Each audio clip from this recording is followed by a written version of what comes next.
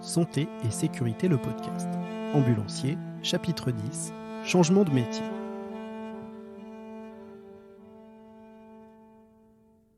J'ai décidé effectivement d'arrêter à temps plein cette profession du fait de plusieurs points un petit peu négatifs. Déjà, il y a le côté physique au niveau du dos. C'est fatigant, on se fatigue vite. Porter des chaises de plusieurs kilos, dizaines de kilos, voire des fois une centaine de kilos sur plusieurs étages, ça peut être difficile. Surtout quand on est une femme pas très grande, pas très costaude.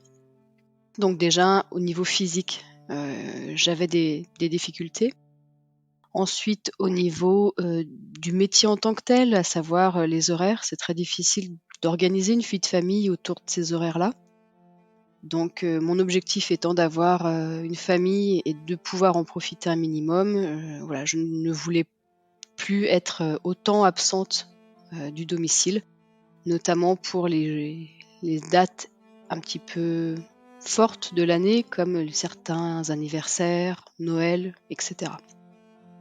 Il y avait aussi le côté un petit peu non valorisé de la profession qui fatigue psychologiquement quand il faut tourner avec des ambulances où il n'y a des fois peut-être pas tout le matériel nécessaire, où il n'y a peut-être pas toutes les conditions optimales pour travailler, pour prendre en charge correctement son patient. Des fois, il faut un petit peu se battre avec certains employeurs pour avoir des conditions de travail correctes, chose que je pense qui n'existe pas dans le public.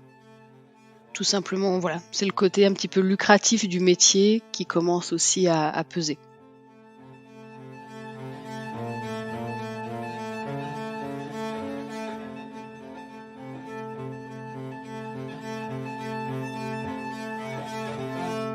J'ai changé de voie, juste après avoir eu, mon premier enfant, car justement, il a fallu trouver une assistante maternelle capable de s'adapter à mes horaires et à celles de mon conjoint qui est également professionnel de santé et ça a été très, très compliqué.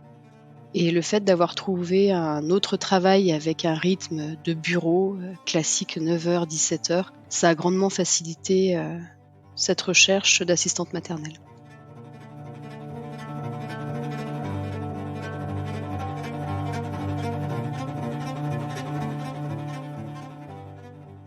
Alors le fait d'arrêter, ce métier d'ambulancière pour avoir un métier de bureau plus facile, au niveau physique et au niveau, de la vie de famille, ça a été très difficile à accepter et ça l'est toujours aujourd'hui, dans le sens où, être ambulancier, c'est une vraie vocation.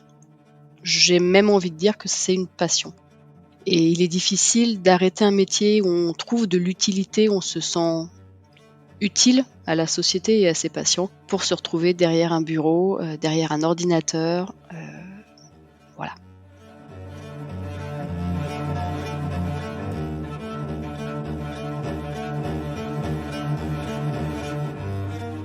Alors la santé publique, effectivement c'est très utile.